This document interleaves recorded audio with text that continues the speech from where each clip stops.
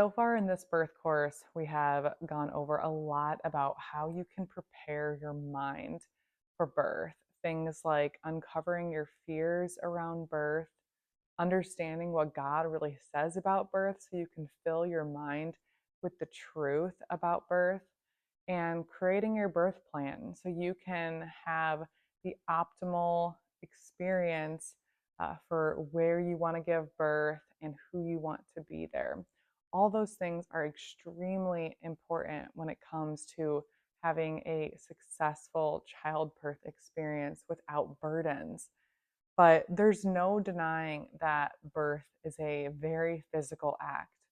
So, in this module, I want to talk about the practical things you can do to physically prepare your body for childbirth. Now, before I jump into that, I just want to talk about the fact that God calls our body a temple.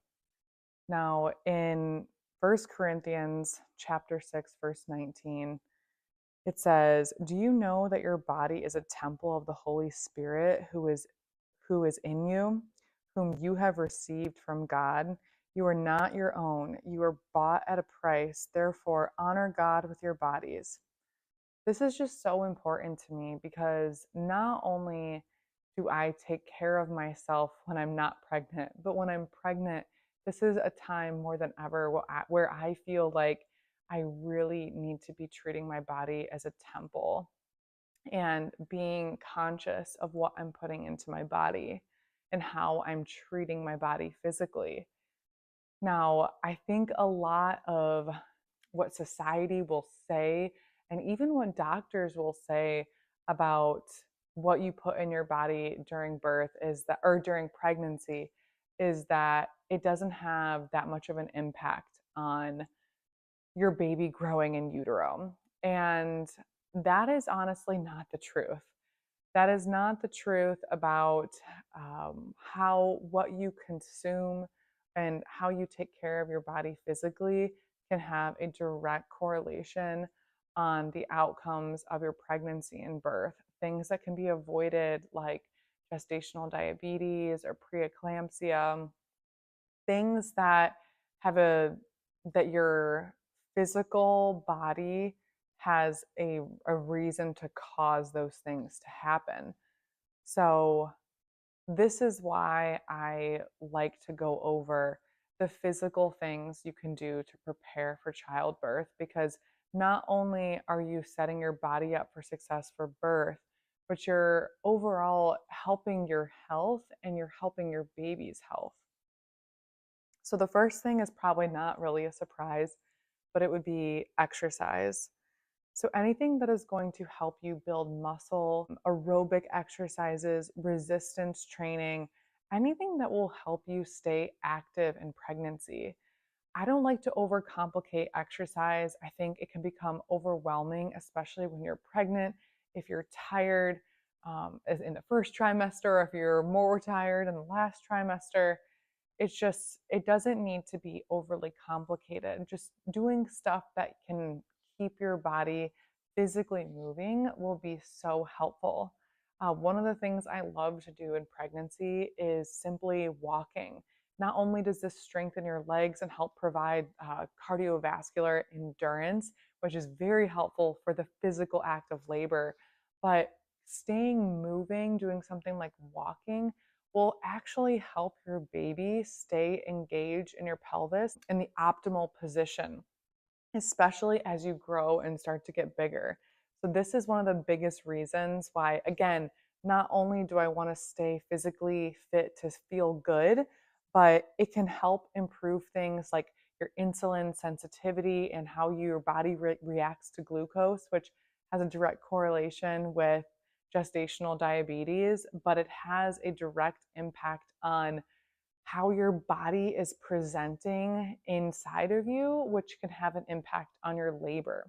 And I think that is something that is not really considered, is that your physical body will have an impact on how your baby is positioned. So just something to keep in mind. I like to focus on pelvic floor relaxing when I'm pregnant, both strengthening and relaxing. And the one thing I will say that I love to do is a deep squat. Squatting is so helpful in pregnancy, but just doing a deep squat where you just squat down all the way to the ground will really help stretch your pelvic floor muscles and help widen your pelvis. Which, if you do that throughout your pregnancy, just a little bit every day, it will help you so much when you're actually in labor.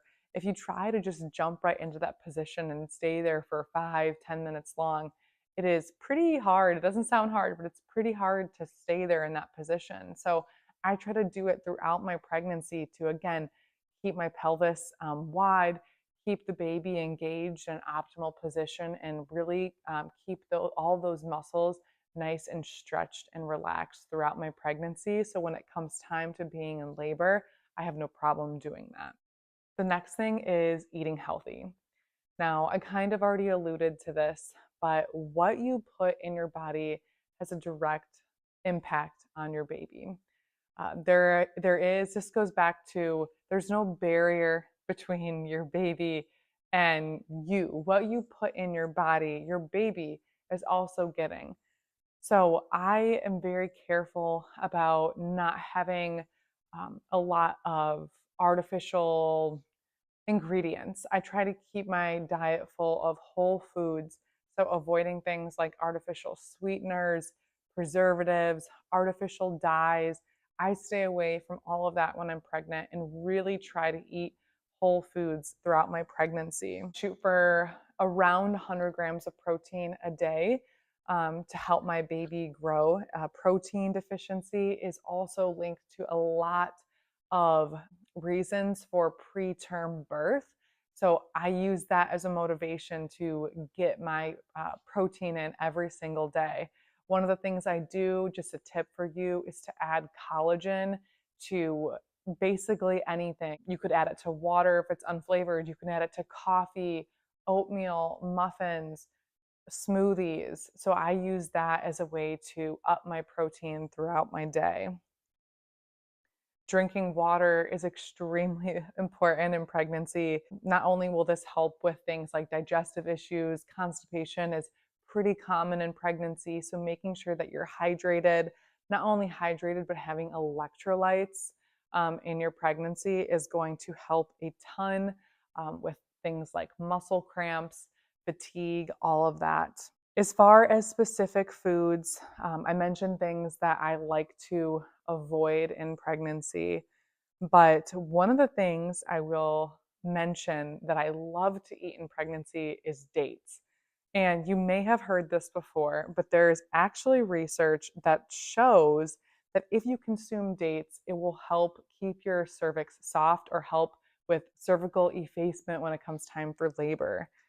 So, according to a study, women who ate 6 dates a day for the 4 weeks leading up to their due date were 74% more dilated than the non date eaters, 38% more likely to have intact membranes, 21% more likely to spontaneously go into labor, and 28% more likely to use oxytocin or the synthetic form of oxytocin in labor, and this is huge, 77% shorter first stage of labor.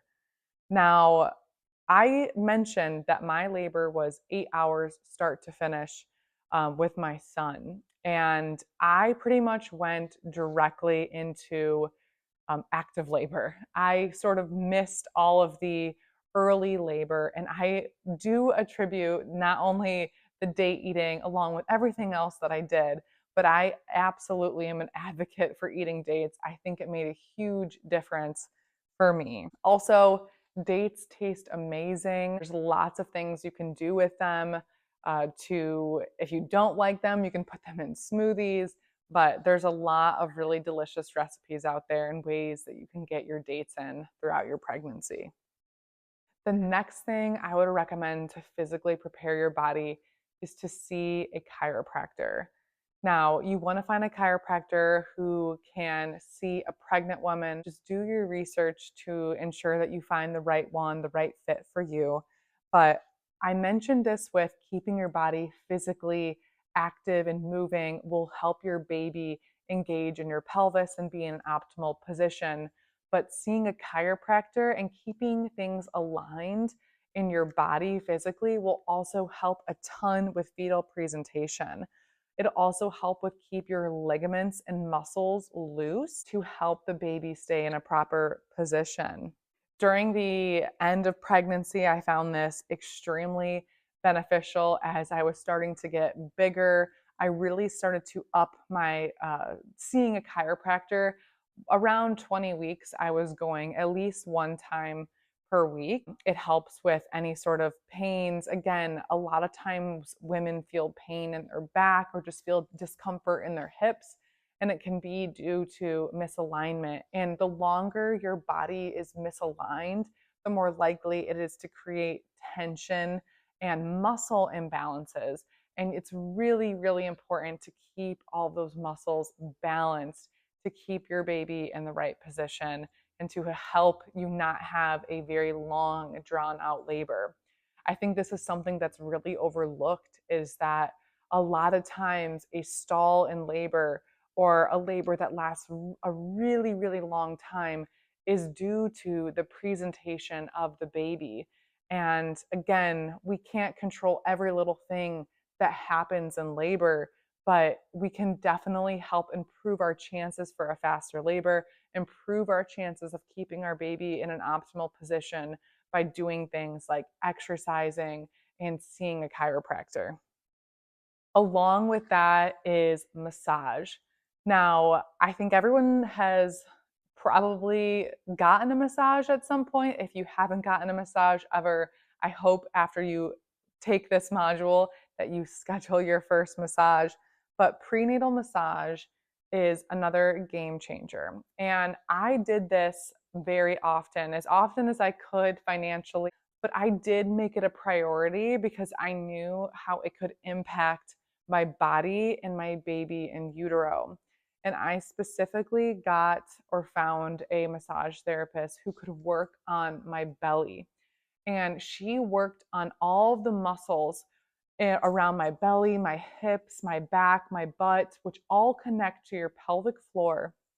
So I found that that was extremely helpful. Anytime I would start to feel maybe a little bit of discomfort, the chiropractor, along with getting a massage, was huge for me. Another option as far as massage is going to see a pelvic floor therapist. I think a lot of people know that pelvic floor therapy is for women that are postpartum, but you actually can see a therapist while you're pregnant as well.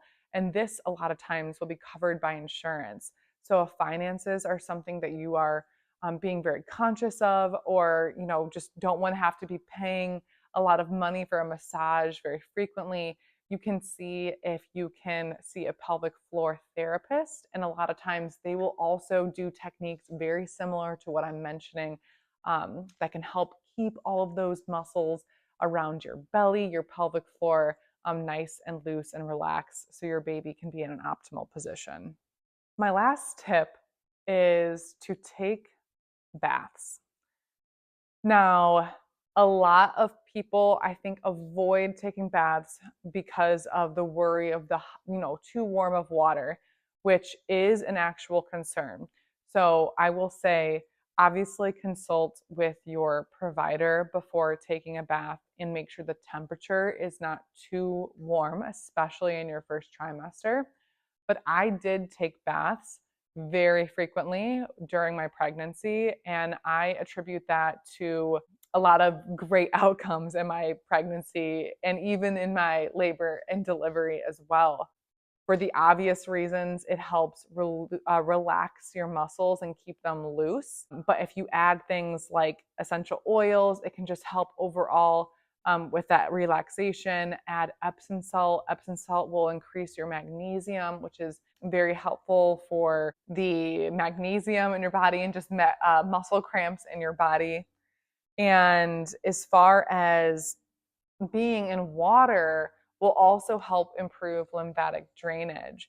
So a lot of swelling in pregnancy is not normal. There's some swelling that will occur in pregnancy just due to increased blood volume. There's more volume of liquid in your body when you're pregnant. So I found that taking a 20-minute Epsom salt bath at the end of the day, if I was having any sort of swelling after I would get out of the bathtub, that would be completely removed and reduced. So I found that very beneficial to do throughout my pregnancy. The last thing I will say, as far as physically preparing your body for birth, is to speak health to your body. Your words are so powerful. In the Bible, it says life and death are in the power of the tongue. So if we are speaking life and health over our body, there is a much greater chance that you are going to feel great throughout your pregnancy. Do not come into agreement with physical ailments, physical discomforts in pregnancy just because people say it's normal to have back pain in pregnancy, just because people say it's normal to have heartburn or whatever other pregnancy symptom you want to name off. Don't come into agreement with it if you don't want it. Speak life into those areas. Just declare that your body is healed in Jesus' name and that you will not have any pregnancy symptoms that would cause you discomfort throughout your pregnancy. I truly believe that that is so helpful and beneficial when it comes to physically preparing your body throughout your pregnancy.